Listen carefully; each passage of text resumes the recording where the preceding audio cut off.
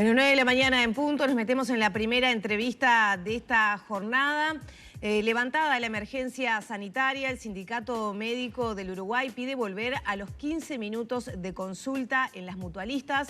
Para abordar este tema y por supuesto otros que se han impuesto en las últimas horas es que recibimos a la presidenta de esta gremial, a Zaida Arteta. Bienvenida, ¿cómo anda? Buen día, ¿cómo están? Muy bien.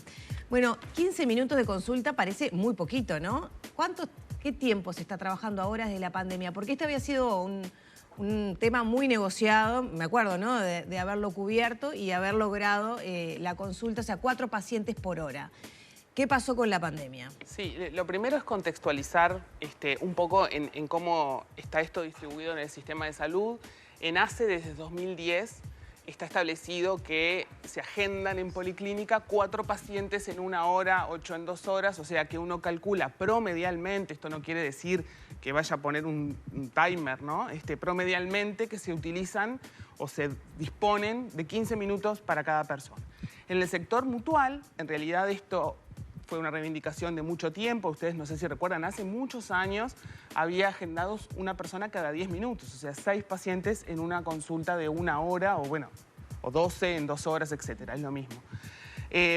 Después de mucho trabajo, en el año 2019 se llegó a un acuerdo donde en la mayoría de las especialidades se agendan un paciente cada 15 minutos. Había un cronograma para ir implementando esto, porque de un día al otro es muy difícil, miles de consultas, ¿no? Poder reasignarlas.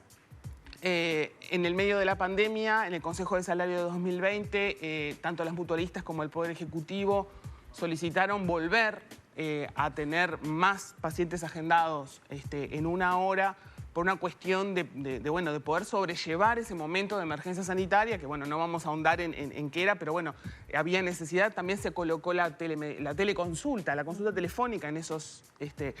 En esos había algunos que se podían hacer de forma telefónica. Bueno, algunas especialidades en realidad, como la psiquiatría, la neurología infantil y algunas otras, y la pediatría, tienen un poco más de tiempo, ¿no? Entonces, también está, no es homogéneo, pero la generalidad hoy establece que tenemos 5 personas agendadas en 1 hora, lo que da un promedio de menos de 15 minutos para cada una, que es bastante fácil de entender. Todos hemos sido pacientes, digo, pensando en las personas que nos están viendo, que uno llega, saluda, se saca la campera, el médico toma la presión, nos pregunta cosas, tenemos cosas para contar. Realmente... Vuelan los 15 minutos. Realmente, desde ese punto de vista, desde que somos 2 seres humanos en un vínculo, y el tiempo, por más que uno puede decir, bueno, algo puede ser mucho tiempo, todo es relativo, mucho tiempo, poco tiempo, hay un límite, ¿verdad? Entonces, las sociedades científicas reunidas y los gremios estamos valorando que menos de 15 minutos para poder establecer ese vínculo, para poder hacer las preguntas que haya que hacer, recomendaciones, explicar cómo se toma un fármaco, pensar en el pronóstico de lo que estoy diciendo, cuando, ¿no? Todo lo que uno tiene que hablar en una consulta, realmente tenemos la sensación, y hay evidencia científica que lo demuestra, además, no somos los primeros que lo decimos, es que el tiempo es importante y que menos de 15 minutos quedan muchas cosas por fuera de ese espacio, ¿no? ¿Y qué cabida han tenido por parte de las mutualistas, de los centros de salud, o por lo menos cómo es el diálogo? ¿Se está analizando los consejos, esta propuesta? Nosotros tuvimos ahora una reunión del Consejo de Salario donde planteamos esta y otras cuestiones que todas, te diría, tienen que ver con esto de cómo es el proceso asistencial, dónde está un proceso asistencial de calidad, cómo hacemos para decir, bueno, tengamos mejores resultados en ese vínculo, que sea más humano, que pueda tener todas las características o tener todos los implementos, las herramientas, ¿no? Tomando en cuenta que el tiempo es una herramienta, la capacitación del profesional es una herramienta, o sea, tomando eso como herramientas en un proceso para que el resultado de salud de X persona que consulta tanto por un control como por una enfermedad leve o grave, digo, porque esto es todo, ¿no? En el Consejo de Salario, nuestro hilo conductor de lo que estamos trabajando es eso, establecer calidad en el proceso, calidad humana calidad en cómo es el espacio, en el tiempo que se le dedica, etcétera, ¿no? ¿Y qué eco están encontrando en esa propuesta? Porque pienso el estrés de los médicos y también pienso en que la persona, después que consiguió número, que esperó 3 meses, tener poco tiempo con un profesional apurado, es bravo, ¿no? Bueno, el sistema como sistema es complejo, ¿no? Porque también podemos decir, bueno, ¿cómo hacemos para darle más tiempo a cada persona, a cada médico con su paciente, ¿no? Sin que otras personas que están intentando tener hora tengan que esperar más tiempo, porque obviamente si agendo menos personas voy a estirar. Bueno, entonces que ya es un tema en el sistema, entonces, ¿no? nosotros, nuestro otro hilo conductor, que es la reforma del trabajo médico, establece que cargos de muchas horas, o sea, de concentración de trabajo en algunas instituciones, ¿no? de 30, de 40 horas, puedan dedicarse a X institución, de forma que la persona pueda tener más, los médicos, ¿no? Más dedicación a la institución, los pacientes o los usuarios, mayor disponibilidad de horas de esos profesionales en la institución, y evitar esa cosa de la corredera de una institución hacia la otra y dar posibilidad a las instituciones de que coloquen más horas de eso para que, bueno, haya el tiempo que sea necesario y centrado en lo que necesitan las personas en la salud. No ahora, centrado en cuánto número de consultorios tengo, y entonces tengo que echar rápido. Claro, eso es lo que planteaba. Hay una realidad física, ¿no? Los consultorios alcanzan, porque si vos tenés varias consultas en un mismo consultorio, valga la redundancia, en un mismo espacio físico, ¿cómo los vas implementando? Hay una idea de reorganizar. Y ya aprovecho a echarte otra de las preguntas. ¿Esto no dificultaría el acceso a horas si se van incrementando las consultas? Por eso es el tema de la dedicación de un mismo especialista. Exacto. Eso no sería como distinto una cosa a la otra. Primero que nada, quiero aclarar que nosotros como gremio no gestionamos las instituciones. Ni tampoco les decimos... Pero es algo que hay que tenerlo en cuenta, por totalmente, supuesto. no. Ni tampoco les decimos a las instituciones cómo tienen que gestionar. Ni tampoco exigimos de un día para el otro que sean 15 minutos, ni que haya todo un sistema reformado en este sentido del trabajo. No, estamos estableciendo una propuesta en el Consejo de Salario que siga empujando hacia tener más minutos, hacia tener concentración del trabajo médico, y eso obviamente se establece con un cronograma, de acuerdo a la gestión y la disponibilidad, para que esa reforma no impacte negativamente, cuando en realidad lo que queremos es impactar positivamente, ¿no? ¿Estamos de acuerdo? No. Esas dos preguntas que vos hacés es, claro, ¿cómo impacta si yo de un día para el otro digo, bueno, le doy más minutos a cada persona en la consulta? Y bueno, si no incremento las horas, seguramente las personas van a esperar más tiempo. Y eso también es un problema, el tiempo de espera para cada... Claro. Zaida, y a propósito de este tema que estamos hablando y de los tiempos de espera, ya empiezan a llegar preguntas de la gente y una vez, o consultas o sugerencias, que no se están respetando los plazos legales, por ejemplo, para acceder a un especialista. ¿Cuál es la realidad? Porque implementar esto en una realidad complicada ya es más difícil, ¿no? Bueno, lo primero que quiero decirle a las personas que el Ministerio de Salud Pública tiene el espacio para la denuncia de esas cosas.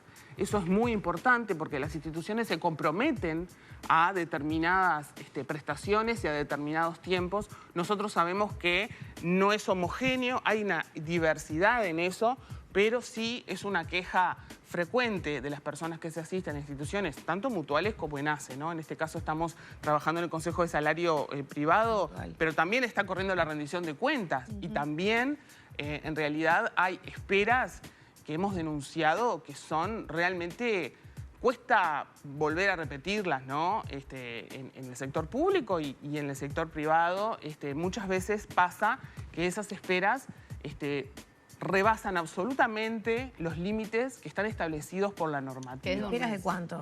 Bueno, depende para medicina general, especialistas, etcétera. También es importante, a veces las instituciones hacen algún tipo de trampa, ¿no? te dan una hora, pero es ya, entonces no podés ir. Entonces, bueno, pero yo te ofrecí una hoy, bueno, pero de ahora para allá no puedo, y entonces... Ahora, medicina general tiene que ser dentro de las 24 horas. ¿Y qué pasa con las especializaciones? Por ejemplo, un dermatólogo, un ginecólogo, dentro de un mes. Exacto. Las especializaciones tienen cada una su límite, pero esos límites están siendo violados, por decirlo de alguna manera, en la realidad. No hay consecuencias.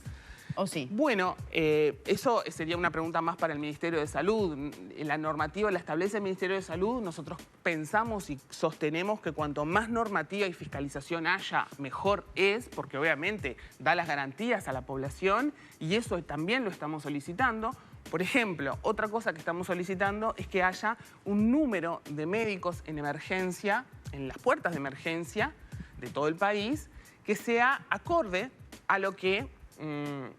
las consultas que tiene ese centro, ¿no? Hay lugares más chiquitos, lugares más grandes, las instituciones no son todas iguales, pero los tiempos de espera, tanto para policlínicas, se puede decir lo mismo con los tiempos de espera en una emergencia. La emergencia tiene que estar adaptada al número y al tipo de consultas que se establece. Entonces nosotros desde 2018 tenemos sobre la mesa y hemos entregado al Ministerio una propuesta de decreto que pueda, así como en los CTI, ustedes recuerdan de la pandemia que está establecido, sí, cada pacientes, cada paciente tiene que haber un médico, un enfermero. ¿Y ahí cuál es el déficit promedial que hay? Bueno, es muy variado y no podríamos decir, pero claramente hay puertas de emergencia donde los usuarios esperan muchísimas horas, muchas veces con algo que realmente es para la puerta de emergencia. Muchas veces no. Muchas veces son consultas que en realidad no son para la puerta de emergencia. ¿Pero por qué van a la puerta de emergencia? Porque no se cumplen los tiempos de espera que deberían para policlínica. Entonces, el sistema requiere, a nuestro entender, apretar las tuercas en ese sentido. Nosotros hemos hablado con las autoridades, ellos nos dicen que, por supuesto, denunciemos cada una de estas situaciones al Ministerio de Salud para que ellos fiscalicen, pero de todas maneras hay necesidad de ajustes en esto para, como decía al inicio, pensar en la calidad de la atención a las personas y los resultados en salud. Zaida, esto me hizo pensar a los tiempos de demora que hay, esto que estamos hablando, con las cifras de suicidios que se dieron ayer, ¿no? Y sobre todo que el problema más que nada está en ACE. ¿Ustedes ven una vinculación entre las demoras en la asistencia y esos números? Bueno, no, yo realmente, primero, no soy especialista en el tema. Segundo, sería muy atrevido de mi parte decir que el aumento o la alta tasa de suicidios en Uruguay tiene que ver con las demoras en la consulta de salud mental, pero sí puedo decir realmente que ante esta situación del Uruguay en número de suicidios, tenemos un grave problema en la atención a la salud mental que tiene que ver desde el diseño del sistema. Recién el año pasado, estos últimos años, fue el cambio de gobierno, porque el llamado se hizo antes y después se llenaron los cargos. Hubo, por ejemplo, llamados en todo el país a funciones de alta dedicación de psiquiatría en ACE, ¿no? Esos cargos no se llenaron todos porque... Bueno, hay que pensar un poco en el diseño del trabajo, en cómo se hace, en dónde están distribuidos, en la capacidad que tienen los profesionales de movilizarse, de radicarse en el interior. Todo eso, en realidad, nosotros pensamos que la atención a la salud mental es un problema. Las estructuras que trabajan en el tema, la Sociedad de Psiquiatría, la Asociación de Psicólogos, bueno, las estructuras gerenciales de la salud mental en las diferentes instituciones, entiendo que tienen la preocupación, pero nosotros creemos que hay que dar un salto importante en poder ofrecer consultas. En el sector público, particularmente, hay sitios como el Centro Coordinado del Cerro, donde hicimos una visita hace aproximadamente 3 meses y estuvimos con todos médicos y médicas que trabajan allí en Policlínica, y las pediatras nos decían algo que, bueno, que luego salió en la prensa y que nosotros lo hemos trasladado a ACE, que el tiempo de espera para, por ejemplo, un niño o un adolescente, para una consulta con psiquiatría, psiquiatría infantil, una consulta de salud mental con psicología, es de 1 año, 6 meses, 1 año. Ellas decían que tienen una lista de personas esperando, de 200 niños adolescentes que hace meses que están esperando que se les otorgue hora. Todavía hay que hacer una dificultad, pero para contextualizar, una dificultad, un chiquilín joven que tal vez le cueste muchísimo decir necesito una atención, la familia preocupada encima, se le da 6 meses a 1 año. Imagínate lo que puede ser para esa familia, para ese joven, todo lo que puede, ¿no? Hacer por esa cabeza. Esto tiene que ver con la respuesta del sistema a los reales problemas de las personas. Y ahí es donde está el problema, porque por ejemplo, algunas de estas demoras son para una consulta psicológica, ¿no? Que ya saben que desde el punto de vista particular es bastante caro y entonces en el sector público debería poder ofrecerse. Ahora, hay en la rendición de cuentas, que está ahora en el Senado y que tiene un mes nada más para terminar, dinero puesto para cargos de salud mental para el sector público. No. Entonces, en realidad, después decimos, uy, estamos preocupados por... ¿Hay dinero en la rendición de cuentas para la implementación de la ley de salud mental, para desmanicomizar, para traer centros diurnos, para traer rehabilitación? Muy poca, o no. Entonces, si uno lo va a buscar, no está. Entonces, en realidad, la verdad que mostrar las cifras y hacer las denuncias y por supuesto que todos nosotros debemos colaborar, ¿no? Porque esa situación no solamente es patrimonio de quienes asisten a la salud mental, también es de la medicina general. Claro. Obviamente, no es que pero todo... el abordaje especializado es del especialista. Pero el abordaje especializado es necesario y para que la persona tenga acceso es necesario que haya recursos puestos en eso. Ahora, Zaida, llega un mensaje de una televidente y dice, me fracturé hace 1 mes. Recién ayer logré conseguir hora para empezar la fisioterapia el 25 de octubre. Bueno. ¿Qué hace esta persona? Ella, un ejemplo, de ahí para atrás lo que te imagines. Ahí hay varios fenómenos. Siempre hubo esas demoras y por eso el Ministerio normatiza, ¿no? Normatiza en respuesta a que en realidad la demora no es acorde con la demanda de las personas. No está centrado en lo que la persona necesita. Cuando no se cumplen esos tiempos, vuelvo a decir, me parece que es importante que se denuncie porque la institución tiene que cumplir con esos tiempos.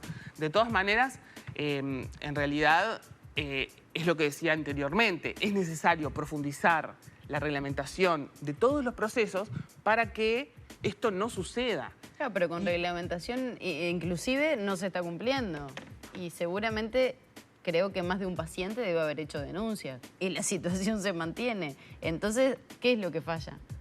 Bueno, yo creo que lo que falla es la gestión y la fiscalización y esas preguntas en realidad claro, no las puedo responder yo. El paciente se ve muchas veces prisionero de situaciones, porque para cambiarse de mutualista, porque no está conforme, tiene que esperar siempre un plazo. No solo por consulta, sino por exámenes médicos. Nos están tapando de mensajes de personas que tienen tomografía para diciembre y no pueden caminar. Si se puede hacer denuncia, se hace. ¿Se controla? No sabemos. ¿Hay multas y algún tipo de sanción para las instituciones? Tampoco sabemos. No es contigo, pero en general con todo el sistema, el paciente termina siendo el rehén de esa falta de especialistas de controles de gestión. Sí, en este caso yo creo que claramente el Ministerio de Salud Pública es quien tiene que tener el sartén por el mango en este sentido. Esto no es un problema nuevo, también lo quiero aclarar, no es un problema de este gobierno. Es algo histórico, pero algo se creó esa normativa. ¿Después de la pandemia? Sí, se intensificó después de la pandemia porque muchísimos problemas de salud quedaron postergados. Las cosas no urgentes y algunas un poco también urgentes. ¿Y las estructuras que se desmantelaron por personal que se movió, bueno, seguros de paro, etcétera, por la pandemia, volvieron a la normalidad o volvieron con otra modalidad post-pandemia, digamos, con menos horas, menos amplitud, no sé? Bueno, desde nuestro punto de vista, en el sector privado, las estructuras que se modificaron volvieron en general a trabajar de la misma manera, aunque todavía hay estructuras que tienen de atención a COVID, ¿no? En el sector público pasa, digo porque algo particular, que hubo fondos, lo que llamamos fondo COVID, y una cantidad de incrementos, sobre todo de personas y de materiales vinculadas a las necesidades de atención de la población, que hoy están bajando y que en realidad no hay espacio para que se bajen porque ya la demanda, como decía, las esperas son de meses, ¿no? Las esperas en las emergencias, entonces hay cargos y materiales que se pusieron, y medicamentos, ¿no? Las propias autoridades han dicho que han comprado medicamentos con los planes COVID o con el dinero que se vino por la contingencia en realidad, pero estructuralmente faltan. Entonces, vuelvo, para que las demandas puedan sustentarse, ¿no? Y asistirse, atenderse, es necesario colocar los dineros en la rendición de cuentas y gestionarlos para que esa atención le llegue a las personas. Zaida, no quiero terminar esta entrevista, que ya quedan poquitos minutos, sin hacerte una consulta a propósito de cómo está valorando el SMU esta flexibilización en la normativa referente al control del tabaco que se conoció ayer de tarde. ¿Hay alguna postura al respecto? Nosotros no lo hemos analizado, tenemos ejecutivo hoy en la noche. Nosotros participamos de la Alianza de Enfermedades No Transmisibles y ayer entiendo que se reunieron porque tuve una comunicación informal con nuestros delegados. La verdad que nosotros siempre hemos estado apoyando todas las políticas antitabaco porque entendemos que en realidad son a favor de la salud. Específicamente esto, sé que tiene una argumentación, no lo hemos valorado, pero pienso que podemos en estos días estar sacando una declaración. Entiendo que el Uruguay avanzó muchísimo y no deberíamos retroceder en estas políticas. Es más, yo no tengo los detalles, pero tengo entendido que no parte del Ministerio de Salud Pública, que el Ministerio de Salud Pública no fue escuchado en esto. Yo creo que en este caso sería muy importante porque el Ministerio de Salud Pública también, independientemente de los gobiernos, tiene, ¿no?, una fuerte posición y trabajo en base a la prevención de las enfermedades no transmisibles, como son las políticas antitabaco. Zaida, cortito, nos tenemos que despedir ya. ¿Qué pasa con la eutanasia, ese comunicado que elevó el Sindicato Médico del Uruguay, que generó polémica entre sus propios afiliados también, considerando que el marco ético era el adecuado para analizar este tipo de proyectos como la eutanasia? En realidad, el sindicato sacó un comunicado estableciendo en primera instancia que hay una gran diversidad de opiniones dentro del colectivo médico. Sí, porque he hablado con médicos que dicen que es un disparate aprobar la eutanasia. Ahí está. Y hay otros que están militando a favor. Exacto. Porque les parece maravilloso. Bueno, entonces hay una amplia diversidad. En el respeto de esa amplia diversidad es que nosotros, como decíamos, no nos vamos a posicionar poniendo una pancarta, ¿no? Sí a la eutanasia, ¿no? Sí, generando eso de polarización.